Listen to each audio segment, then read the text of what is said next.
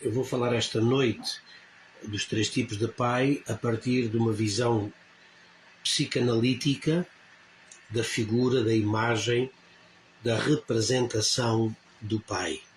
Tá bom? Todos vocês que não estão habituados ao vernáculo, à linguagem, aos conceitos, porventura, da psicanálise, ainda assim verão que será benéfico, será útil, porque vamos falar de coisas, vamos descodificar para nós assim percebermos melhor. Quem já chegou no Facebook, o Facebook está aqui em direto deste lado, para aqui, e o Instagram está aqui, e também logo mais no YouTube.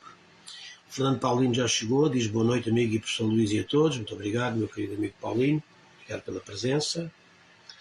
Também o Diogo Sousa diz boa noite, amigo e professor Luís, cá estamos. Vamos a isto, o Diogo Sousa e a esposa, Maninha, muito bem. No Instagram, algumas pessoas vão entrando, depois vão saindo.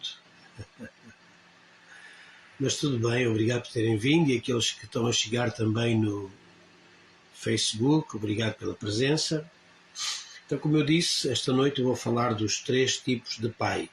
Se porventura você está a assistir no YouTube, peço o que peço sempre, ponha um gosto, subscreva o meu canal, por favor, subscreva, ajude-me a fazer esta caminhada até aos 500 subscritores, preciso que você subscreva o canal, se ainda não fez.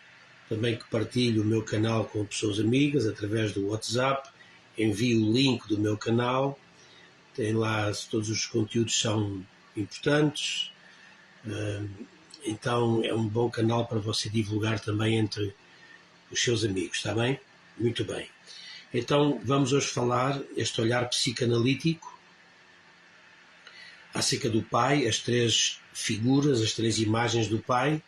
E vamos fazer a partir das contribuições de Freud e de Jacques Lacan e também de uma reflexão pessoal minha que vamos construindo aqui nesta noite. Em primeiro lugar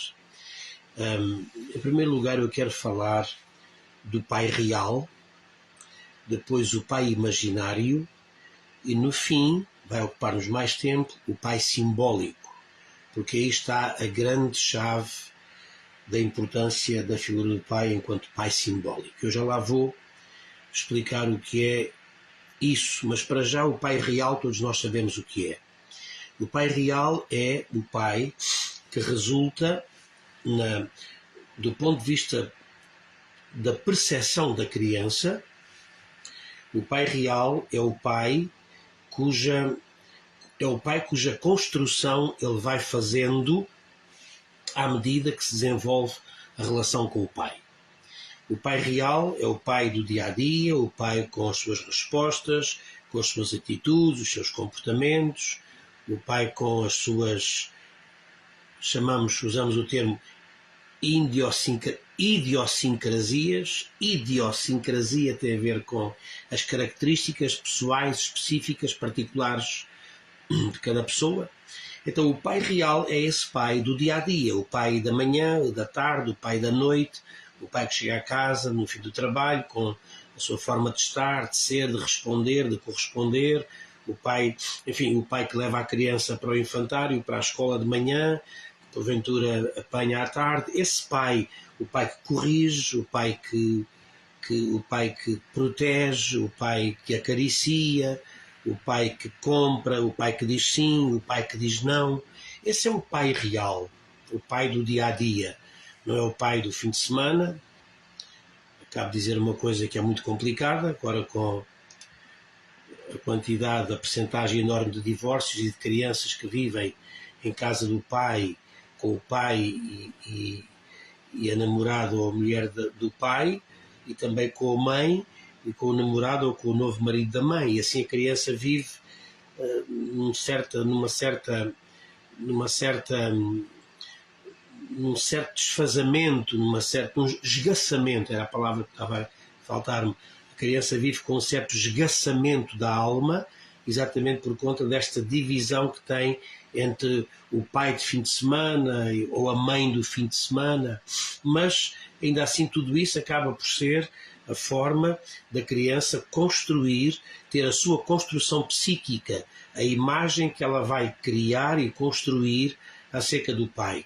Essa imagem é muito real e essa imagem é porventura responsável, depois, à medida que os anos passam, pelo próprio comportamento que depois o adulto vai ter relativamente aos seus relacionamentos com os seus filhos, de acordo com aquilo que nele ficou impresso na sua relação inversa, muitas vezes adversa e pretérita, passada com o pai.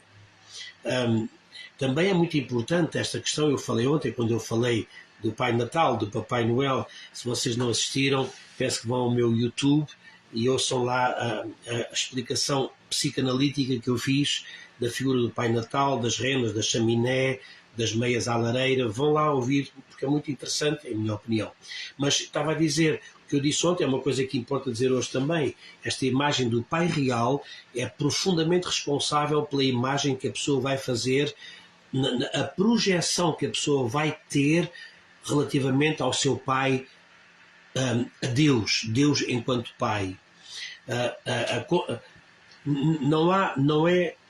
Não é seguro, não é definitivo que cada pessoa tenha uma noção exatamente igual à outra relativamente a Deus, exatamente porque cada pessoa teve uma experiência real com o seu pai. E por um processo psíquico que eu já expliquei, a criança acaba por matar o pai por causa do complexo de Édipo, nos 3, 4 anos. A criança tem de ter um substituto para o pai que ela psiquicamente vai matar. Aí começa a surgir a noção de Deus enquanto Deus Pai. E o que a criança faz, e depois na fase adulta também, é que ela projeta para esse Deus Pai todos os recalques, neuroses e todas as experiências também negativas que ela teve com o pai natural. E acaba por transferir para Deus, o Pai, os seus conteúdos psíquicos construídos e desenvolvidos na sua relação com o pai natural. Então o pai real é este pai que de facto tem um papel importantíssimo no desenvolvimento psíquico da criança e na criação do Carl Jung falava do arquétipo. O arquétipo o que é? É quando é uma ideia definida, concreta, mas não preenchida. O arquétipo do pai acaba por ser construído, preenchido pelas experiências que a criança tiver com o seu pai real. Este é o pai número 1. O pai número 2 eu chamaria o pai imaginário. O pai imaginário salta as fronteiras do pai real porque é o pai que habita o desejo da criança.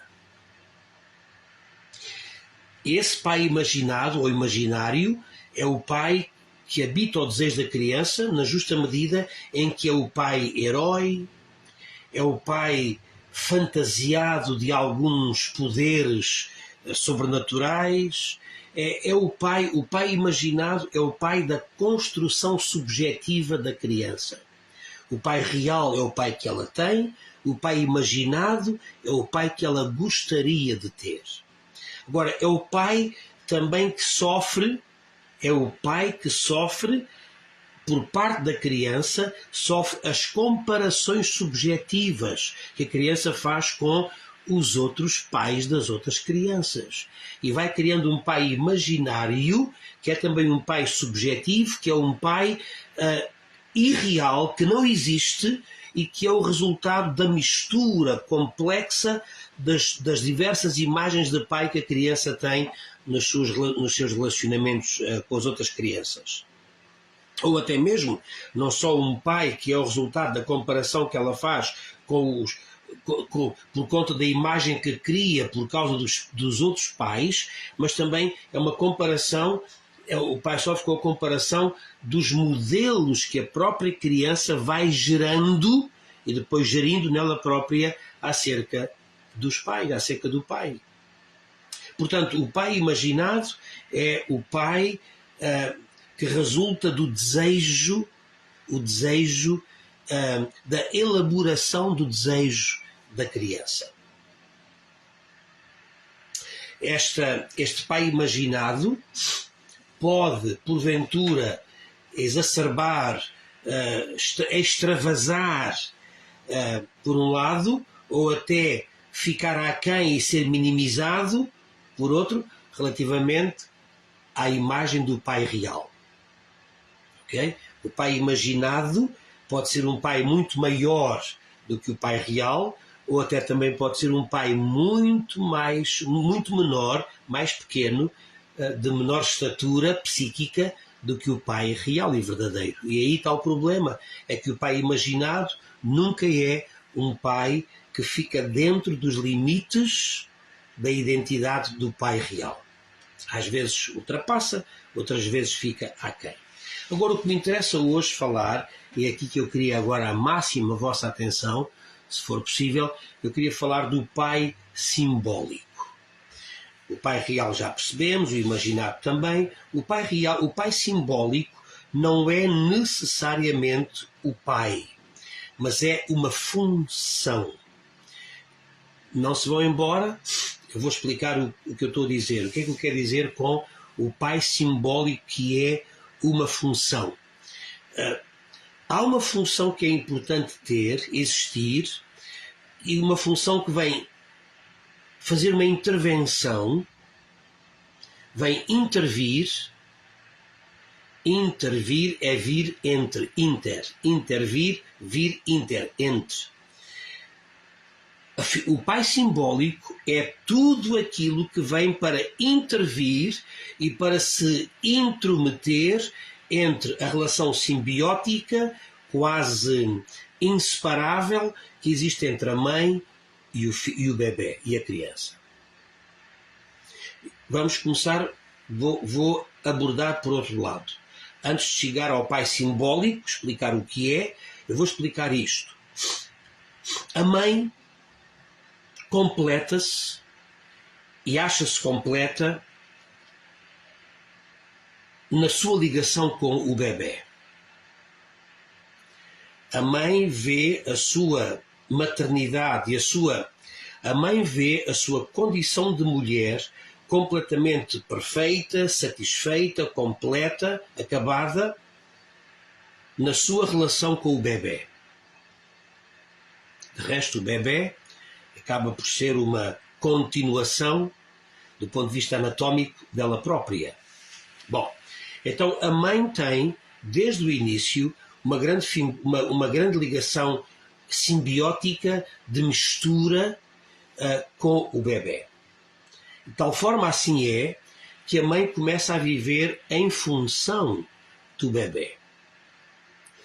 Há até aquela história do casal que tem um bebê e à noite o bebê chora, é sempre a mãe que vai cuidar e acalmar o bebê à noite. É sempre a mãe. A esposa, neste caso, o marido dorme e a esposa é que acorda, que se levanta para cuidar do bebê. Uma noite já cansada, ela diz assim ao marido: "Oh querido, esta noite vais tu acalmar e vais tu dar o biberon ao bebê, porque ele chora e chora, sou sempre eu que vou, e afinal de contas ele tanto é meu como é teu. Portanto, esta noite, se não te importares, vais tu." Quando ele acordar, e diz o marido: "Bem, eu sei que ele é tanto meu como teu, é metade meu e metade teu, se quiseres, mas quando ele chorar, vai lá calar a tua metade e deixa a minha metade chorar à vontade." Agora, o que eu estou a dizer é que há uma grande ligação simbiótica, não só da mãe com o bebê, mas também do bebê com a mãe. Porquê? Porque, se por um lado a mãe se realiza naquilo que dá ao bebê, por outro lado o bebê realiza-se com aquilo que recebe da mãe. A mãe está perfeitamente completa, satisfeita, nutrida nas suas necessidades emocionais, porque se dá por inteiro àquela nova vida que ela gerou. Essa nova vida está no paraíso, porque quando chora tem comida, quando faz beicinho tem colo, quando está desconfortável tem a fralda mudada, como eu já disse, é até o que Freud chama Sua Majestade o bebê. Sua Majestade o bebê. Né? Então o que acontece é que, depois já vos mencionei também, que por causa desta condição de permanente resposta a qualquer necessidade do bebê, o bebê começa a achar naquela cabeça que ele é onipotente. Tudo ele pode, porque tudo gira à sua volta. Se porventura tem fome, está ali a comida imediatamente. Ele não tem que fazer nada para comer, só tem que receber aquilo que ele, na sua onipotência, no seu grande poder, consegue ter. Portanto, qualquer necessidade que o bebê tem é imediatamente respondida, então isso faz o bebê viver neste tal paraíso que eu estou a falar. Ora, a mãe realiza-se naquilo que dá, o bebê realiza-se naquilo que recebe. Agora, se isto continuar, se esta ligação, esta simbiose continuar, nós vamos ter a atrofia, nós vamos ter dois seres que se vão atrofiar em simultâneo. A mãe deixa de ser tudo mais que precisa ser, além de mãe daquele bebê. A mãe deixa de ser tudo e passa a viver em função daquele bebê. Há uma atrofia psíquica, emocional, porventura funcional. Há uma atrofia da mãe e há também uma atrofia do bebê, porque o bebê vive permanentemente, depois do bebê, a criança, a adolescente, vai viver numa dependência doentia da mãe e nunca chega a desenvolver a sua própria individualidade. Porque há ali uma relação que desde o tempo de bebê foi criada e não foi interrompida. Não houve alguém para se intrometer no meio e criar uma separação entre aquela ligação simbiótica misturada que é importante numa primeira fase da vida, mas que é prejudicial pela vida fora. E que dizer daquelas mães que dizem assim: o meu filho é a pessoa mais importante da minha vida. Eu não sei se uma mãe como estas que diz isto sabe o mal que está a fazer ao seu filho. Eu não sei se apercebe do mal que está a fazer ao seu filho enquanto uma entidade psíquica independente dela. Eu sei que há pessoas que vivem numa tal insegurança, insatisfação em muitos níveis e fazem depois da ligação ao filho ou à filha a única ligação significativa da sua vida. Agora, então Luís, você está a dizer que isso é errado? Sim, eu estou a dizer que isso é errado. É errado porque isso vai atrofiar a mãe enquanto mulher e vai atrofiar o bebê, a criança, o adolescente, o jovem, vai criar graves problemas no futuro, enquanto adulto, porque não houve uma necessária separação entre as duas entidades psíquicas, a mãe e o filho, de forma a que cada um pudesse continuar, a mãe pudesse continuar a crescer livremente e o filho pudesse desenvolver-se enquanto pessoa independente. É muito mau quando há mães, e acontece mais com as mães do que com os pais, quando há mães que, inclusive, fazem tudo para impedir o voo livre do filho, da filha, que devem sair da gaiola. Caso contrário, nunca serão pessoas maduras, responsáveis. Serão sempre pessoas... Uma criança que cresce nesta relação simbiótica com a mãe e que porventura não há o pai simbólico. Eu já vou explicar o que é o pai simbólico, quando eu explicar bem o que eu estou a dizer acerca da mãe e do filho. Quando isto não acontece, quando não acontece uma separação necessária, este filho torna-se narcisista, torna-se manipulador, torna-se chantagista, torna-se um ditador, torna-se uma pessoa de convivência impossível. Sabe porquê? Porque viveu a vida toda atrofiado a outra figura, a da mãe, e não consegue viver senão exercendo esse controle, domínio que foi tendo com a mãe na justa medida em que cresceu nesta ligação emocional. O erro da relação desse bebê, da criança, do adolescente, do jovem, o erro de relação com a mãe, de uma super proteção e de uma super ligação, vai fazer com que a criança, à medida que cresce, vá desenvolver esse mesmo sentimento de onipotência, de domínio, de controle, porque a mãe acaba depois por se submeter ao controle do filho, da filha. A coisa mais triste que existe é quando as mães trocam o papel e tornam-se a figura dependente das ordens, dos ditames, do narcisismo do filho, da filha. Isto acontece porquê? Porque não houve um pai simbólico. Agora, o que eu estou a dizer, esta senhora que diz, o meu filho é a pessoa mais importante da minha vida, sabe o que é que acontece? Acontece que está a fazer muito mal a si própria, está a fazer muito mal ao desenvolvimento psíquico daquela criança e vai sofrer muito na vida adulta e vai sofrer e vai culpar a mãe. Se a pessoa crescer e se desenvolver psiquicamente, vai culpar. Agora, sabe o que é que acontece? Acontece que esta senhora que diz, o meu filho é tudo, é a pessoa mais importante. Geralmente é uma pessoa que não está casada, mãe solteira ou divorciada, que vive sozinha com o seu filho. Portanto, o seu filho passa a ser uma forma dela suprir ela própria a sua necessidade afetiva. Afinal de contas, o amor pelo filho não é tanto o amor pelo filho, é mais uma necessidade de ter o filho dependente dela para ela poder expressar as suas emoções, sentimentos, o seu amor. O filho acaba por ser um objeto. É uma coisa que a mãe usa, porquê? Porque vive completamente vive isolada e não tem outra relação, outro relacionamento, não tem outra forma de desenvolver a sua vida afetiva. Então o filho torna-se a presa dessa mãe. Então geralmente são senhoras que não têm casamento, não têm marido, ou então senhoras casadas, mas que têm uma relação completamente envenenada e tóxica com o seu marido.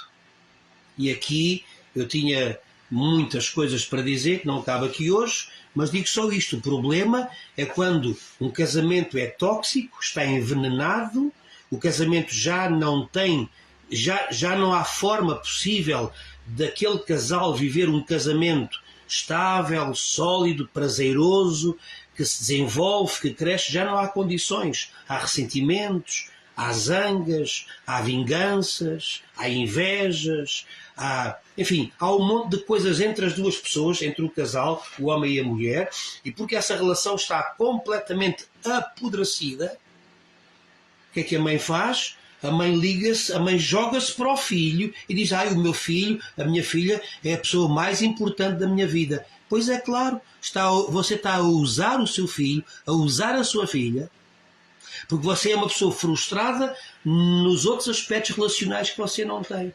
Cure a sua relação com o seu marido, cure essa relação, deixe a criança desenvolver-se livremente e você vai ver que toda a gente vai ganhar. Assim, é uma situação doente a adoecer ainda mais. E depois há essa conversa, não, meu filho é a pessoa mais importante, nunca vai deixar de ser meu filho. Isso é uma completa tonteria.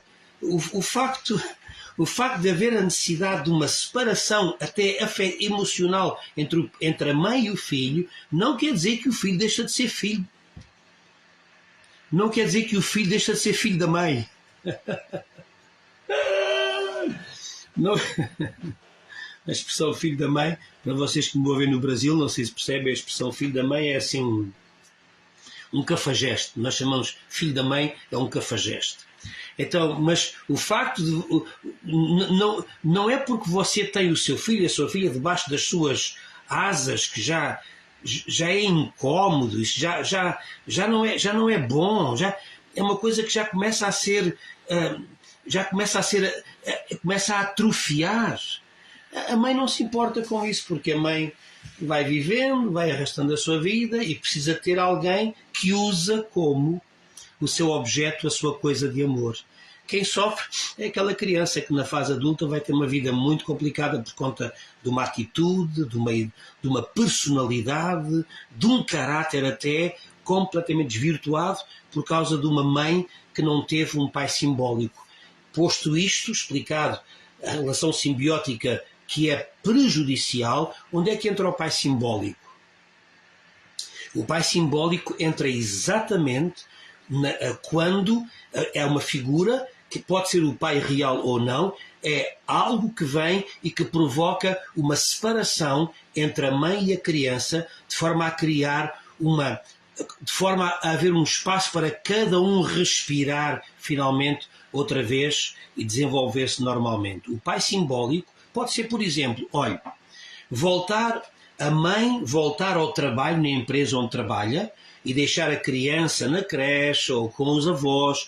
Isso em si é a figura do pai simbólico, porque o pai é a figura que vem para criar este afastamento necessário entre a mãe e o bebê. Essa é a figura do pai simbólico. O pai enquanto figura que se intromete e intervém na relação para criar um afastamento, que é, repito, ouçam desde o início, é um afastamento saudável.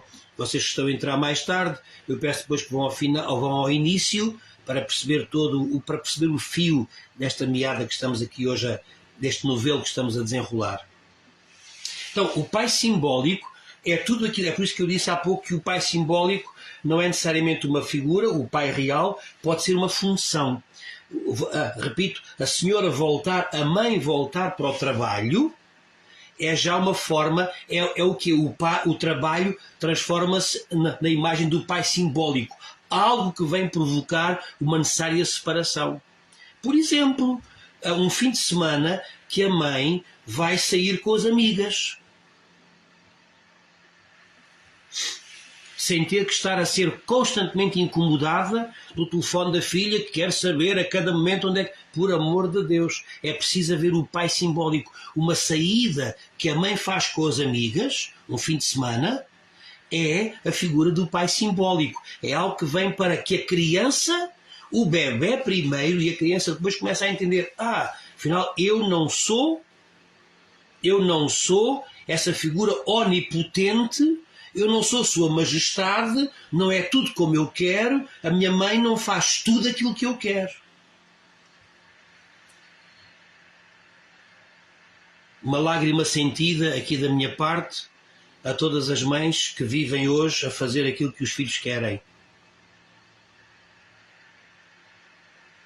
Destrói a sua vida pessoal, destrói a personalidade e o caráter do filho, e só trazem... Eu pensei que eu dizer isto não faz grande coisa, porque cada pessoa continua depois com o seu entendimento do que faz, sem perceber que está a fazer mal. Estas minhas consultas que eu dou aqui, estas minhas consultas de psicanálise que eu dou aqui à noite, isto é para vocês, se vocês quiserem, isto é quase uma consulta, vocês estão quase a fazer análise. Se vocês começarem a falar comigo, não é? Aí é que a análise acontece. Aqui sou eu a debitar. A análise acontece quando, do outro lado, a pessoa começa a falar para o psicanalista, ele começa a ouvir, entender, a fazer as pontes e ajudar a pessoa a curar-se ela própria. Mas dizia eu, aqui é a primeira parte, que eu estou a explicar os conceitos que porventura também trazem ensinamentos, que porventura vocês podem dar ouvidos se quiserem. Se não quiserem, a vida é vossa, a minha, eu já a vivi, os meus erros e acertos como pai já fiz, e às vezes eu penso muito, eu estou com quase 60 anos, até me causa tremores quando eu penso nisso, mas tantas vezes eu penso, agora é que era a idade certa para eu ter um filho, um bebê. Eu tenho um neto, mas é evidente que o meu neto vive com os pais, com a minha filha, com o meu genro, portanto eu não tenho prego nem estopa ali, então não, até fisicamente, geograficamente estamos afastados, mas penso muitas vezes, depois da vida nos ensinar e os livros nos falarem, a nossa reflexão amadurecer, penso muitas vezes agora é que era o tempo de ter um filho para poder fazer de uma criança, de facto, um verdadeiro ser excelente. Mas isso, enfim, passou. Agora estava eu a dizer, você faz o que você quiser, mas o que eu estou a dizer hoje é muito importante. Esta separação, tem que haver um pai, como eu chamo, um pai simbólico, que vai interferir para criar, para poder fazer cada um respirar a sua própria essência, natureza e identidade. Um fim de semana com os amigos me dizer, ou então mesmo, por que razão é que a criança dorme na cama dos pais? Vão-me explicar, mas o que é isso? O que é isso, a criança dormir na cama dos pais? Não, a criança tem que perceber que a relação do pai e da mãe é uma coisa tão preciosa, tão importante, tão sagrada, tão entre os dois, que a criança não tem lugar aí. A criança tem lugar enquanto recebe o afeto do pai e da mãe. Agora, no que tem a ver com o afeto do pai e da mãe, a criança não tem lugar. A criança não deve dormir, na cama dos pais.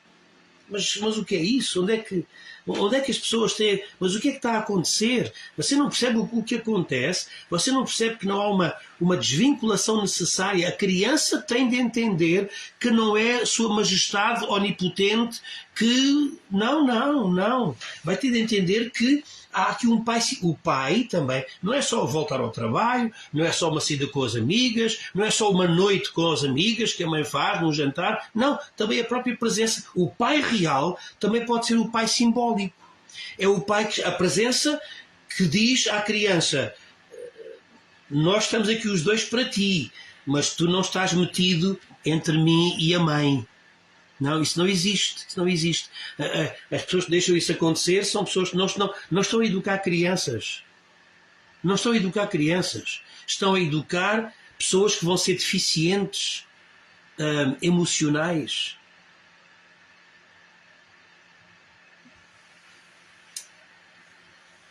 Não sei se já falei demais. Às vezes tenho medo também que não consigam entender, ou pelo menos a vossa experiência de vida.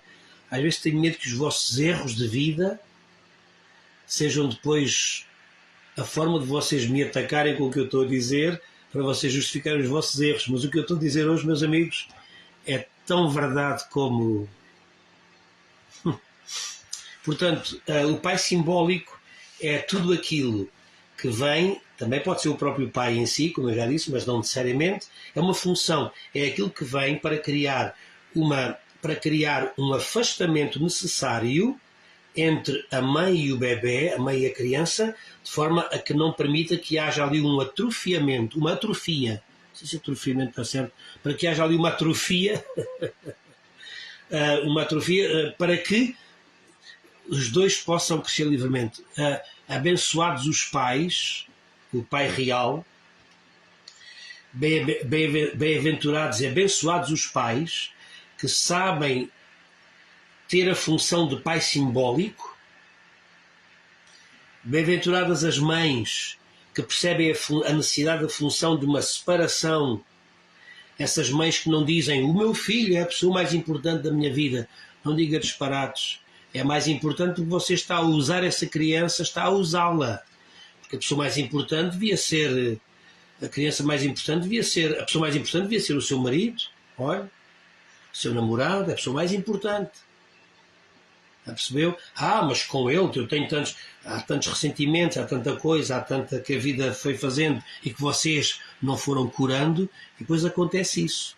Acontece que a pessoa está com o seu marido, mas já às tantas já nem se importa, porque o filho acaba por ser a descarga, o objeto da descarga emocional da mãe. Isso é muito mau, muito mau. Então, mesmo mães solteiras, as mães solteiras também têm de ter alguma coisa que funciona como o pai simbólico. Percebe? Se bem que a mãe pode não ter outra pessoa com quem constrói a sua vida afetiva, erótica, né? É por isso, sabe, é muito importante quando eu digo essa coisa das crianças dormir na cama dos pais, não pode ser porque a cama dos pais é o lugar para descansar, é o lugar para se amarem, um lugar para fazer amor. Percebe? Então aí a criança não pode, não vai, não é permitido que entre nesse grau de intimidade, não pode. E se acontece, você está a criar um ditador, um manipulador, um chantagista, um dominador para o resto da vida. Você não pode fazer isso. A criança tem de entender que há ali um pai simbólico, alguém que se intromete e diz: tu estás aí, nós estamos aqui os dois para ti. Nós estamos aqui os dois para ti, mas tu não estás no meio de nós os dois.